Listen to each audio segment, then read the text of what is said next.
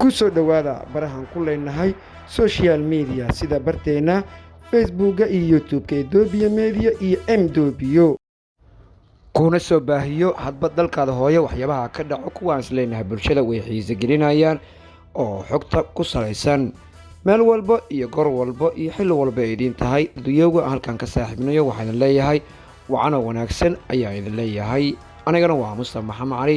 qodobada siyaasadda dalkeena hooyo kuwoodii ugu dambeeyay ayaa idin wada qodobada intaan gudagelinna haddii taa boqoshadaada koowaad soo boqo subscribe ee noo saran fadlan calaamad gudaha subscribe taaba gambeelka fursi ama macaamiil joogto sidoo kale barta Facebook ee flow soo dhigay fadlan flow soo dhig video like noo saran sidaadana commentiga noogu soo gudbi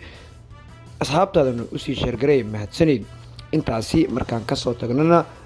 akhyaartu aanu jecelnahay aan halkaan ka saaxiibnay haddii aan gudagalno waxyaabaha idin hayno dalkeena hooyo kuwoodii aan soo xulnayna waxaa ka mid ah madaxtooyada Soomaaliya ee Villa Soomaaliya oo faahfaahin ka bixisay xaaladda caafimaad ee madaxweynaha Soomaaliya Xasan Sheekh Maxamuud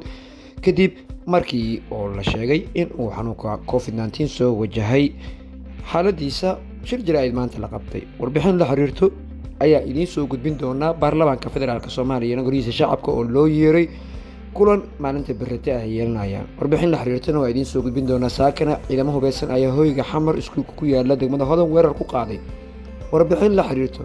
ayaanu ka diyaarinay ayaa idin soo baahin doona baarlamaanka federaalka gudoonkiisa ku xogeenkiisa oo maamul goboleedyada gudoomiyahooda baarlamaanka la kulmay maxay ka wada hadleen kulankaasina muxuu yahay warbixin la xiriirtana qayb ayay ka noqon doontaa aan halkan ka soo jeedin doono qodobada kale aan idin haynan isla markaasina halkan aan ka soo baahinayna hadduu weybaha awood leh noo ogolaado waxaa ka mid noqon doono waa sidee xaaladda caafimaad ee wariyaashii saaka ku dhaawacmay duleedka degmada Matabaan iyo labadii wariye oo la xiriiray qadka telefoon kula hadlay madaxweynaha maamulka Hirshabelle xaaladooda caafimaad warbixin la xiriirtan waa idin soo baahin doonaa ee qodobadaasi iyo kuwa kale arrimaha Soomaaliyeed qareen ay halkan naga soo baahinayna ee u diyaar garooba madaxtooyada Soomaaliya ayaa maanta waxay faahfaahin ka bixisay xaaladda caafimaad ee madaxweynaha Soomaaliya kadib markii laga sheegay caabuqa coronavirus calaamadihiisa in laga helay markii uu ka soo laabtay isku tagga Imaaraadka Carabta shir jaraa'id oo madaxtooyada lagu qabtay oo gowriyaasha ka howlgala Muqdisho qaybaheeda kala duwan warbaahinta madaxa bannaan iyo kuwa kale ee dawladda loogu yeeray isla markaasina halkaasi afhayeenka madaxtooyada Soomaaliya oo faahfaahin ka siiyay aydoona wariyaasha halkaasi ay su'aalo ay ku weydiiyeen waxaana oo sheegay in uu caafimaad qabo isla markaasina madaxweynaha uu yahay mid qaadanayo tilmaamaha iyo waliba shuruucda ee coronavirus ee dhaqaatiirta ay bixiso qayb gasheen shirkan jaraa'id oo aan idinkula wadaagayno xogtii ugu dambeysay ee madaxweynaha jamhuuriyadda iyo madaxtooyada qaranka waxaan ugu bishaareynaa ummadda Soomaaliyeed xaaladda caafimaad ee madaxweynaha jamhuuriyadda mudane Xasan Sheekh Maxamuud oo aad u wanaagsan sida aan horey u sheegnayna tan iyo markii madaxweynaha laga helay dhamaadkii toddobaadkii tagay COVID-19 ma jirin wax saameyn muuqata oo ay ku yeelatay caafimaadkiisa maadaama uu madaxweynuhu tallaalnaa madaxweyne Xasan Sheekh Maxamuud waxa uu si caadi ah u wataa shaqadiisa qaran isagoo raacaya talooyinka iyo habraacyada bahda caafimaadka ee la xiriira COVID-19 waxa uu uga mahad celiyay shacabka Soomaaliyeed ducadii iyo dugsiga hoyga xamar ee degmada Hodan ee magaalada Muqdisho gaar ahaan agagaarka madaxtooyadii hore ee madaxweyne Cabdiqaasim Salaad Xasan ayaa maanta kooxo hubeysan weerar ku soo qaadeen halka ay hoyga caruurta lagu xanaaneeyo waxaana halkaasi oo caruurta ay ku sugnaayeen isla markaasina ay risaas ay la dhaceen goobaha ay jiifanayeen goobta markuu wax ka dhacayeen wuxuu noqday sida tan jawigeeda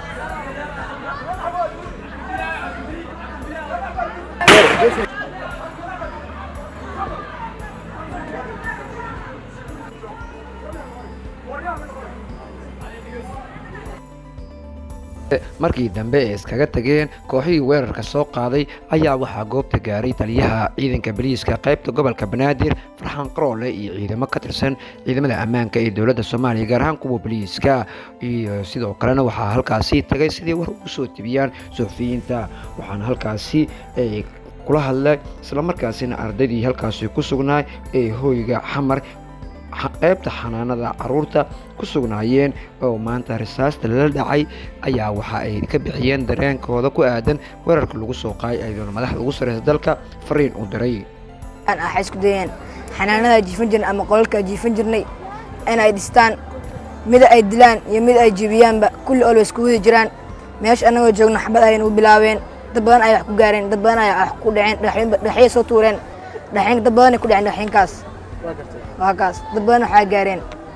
adiga bal ka waran waxaad ka mid tahay carruurta dhigata xanaanada ciyaar kuleedka boardinga dhigtaa ka mid ah waa gartay ciidamada maxay idinku sameeyeen anagoo joogno xabad nagu bilaabeen dhagaxay nagu soo tuureen arrintan wallahi dareen qabsi ay ugu abuurtay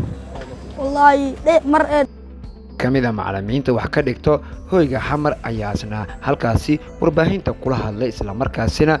ka sheekeeyay qaabka wax u dhaceen iyo weerarka lagu soo qaaday ka codsanayaa madaxweyne dhulkan waa taqaana waa dhulkii waxbarashada waa iskuulkooda dhulkii wax ku baranayay waa dhulkii ardayda ay seexanayeen dhulkan waxaa laga macallin waa la shalay waa la burburiyay dhismihii waa la burburiyay madaxweynihii hore wuxuu waa la idin dhisayaa waa dhisayna oo dhismihii weli waa sugaynaa hadda dhulkii al raba in la qaato guddoonka golaha shacabka baarlamaanka federaalka Soomaaliya ayaa ku wargeliyay xubnaha golaha shacabka in maalinta berrito ah ay soo xaadiraan isla markaasina kulan ay ka yeelanayaan aqrinta labaad ee miisaaniyadda ee sanadkani ee baarlamaanka dowladda federaalka Soomaaliya ay aqrinayaan waxaana lagu sheegay qoraal ka soo baxay guddoonka baarlamaanka federaalka Soomaaliya Sheekh Aadan Maxamed Nuur aydoona xubnaha baarlamaanka lagu wargeliyay berri in ay soo xaadiraan isla markaasina waqtiga ay dhowraan maadaamana toddobaadka xorriyadda lagu jiro loo baahan yahay shaqooyinka hor yaalla ee tirada badan baarlamaanka inay sii ambaqaadaan dhanka kalena maanta ayaa waxa ay yeesheen xubnaha ee baarlamaanka federaalka Soomaaliya ee guddoonkooda sida guddoomiyaha golaha shacabka Sheekh Aadan Maxamed Nuur Sheekh Aadan Madoobe iyo sidoo kalena oo weerinayo guddoomiye ku-xigeenka labaad ee golaha shacabka Cabdullaahi Cumar Abshirow ee kulan la qaateen xubnaha dowlad goboleedyada ee baarlamaanadooda golaha wakiilada sida maamulka Hirshabeelle iyo Galmudug halka Cali Saciid fiqi oo wakiilka ahaa guddoonka golaha wakiilada ee dowlad goboleedka Koonfur Galbeed kulanka oo laga hadlayay dardargelinta howlaha ee sharci dejinta sida ugu habboon ay u wada shaqeyn lahaayeen baarlamaanka federaalka Soomaaliya iyo kan kale ee dowlad goboleedka waxaana guddoomiye Sheekh Aadan Madoobe oo shirkaasi shir guddoominayay oo sheegay doorka muhiimka ee dowladda federaalka Soomaaliya kaga aadan sida ay wada shaqeyn buuxdo ay u qaadan lahaayeen dhanka iyo waliba xubnaha kale ee wakiilada ee maamul goboleedyada dalka Soomaaliya kulanka markuu soo gabagaboobay ayaa waxaa faahfaahin ka bixiyay guddoomiyaha golaha wakiilada ee maamulka Galmudug Mr. Gacal wuxuuna yiri aan ka wada hadalnay sidii loo xoojin lahay xiriirka baarlamaanka federaalka iyo baarlamaanada dowlad goboleedyada loona sii ambaqaadi lahay xiriirkii hore u jiray si wada jirana looga wada shaqayn lahay in dalka loo sameeyo shuruuc midaysan in dalka loo sameeyo doorasho midaysan in dalka la mideeyo nidaamyadiisa iyo shuruucdiisa in dalka federaalka iyo maamulka la gaarsiiyo gobolada dalka ugu dambeyntiina sida uu bartiisa Facebooka ee afyeenka maamulka Hirshabeelle soo dhigay qoraal ayuu ku sheegay in madaxweynaha maamulka Hirshabeelle Cali Guudlaawe oo maanta qaraxii wariyaashii ku dhaawacmay ee Matabaan duleedkeeda qadka telefoonka kula xiriiray isbitaal ku yaala Gurceel ayuu ku jiro wuxuuna la kala hadlay wariyaasha una sheegay inuu la qaybsanayo xanuunka oo ka xun yahay waxyeelada soo gaartay afayeenka oo hadalkiisii wata ayaa inta wuxuu ku daray in madaxweynaha wariyaasha u ballan qaaday in mar waliba si dhow ula socon doono xaaladooda caafimaad isla markaasina kula dacaali doona sidii wax looga qaban lahaa waxaana uu alla ugu baryay in uu caafimaad degdeg siiyo guud ahaana akhyaartu aan jecelnayo intaasi ayaan kusoo gabagabaynaa tan iyo mar kale intaas kulmi doono sidaas iyo nabadgelyo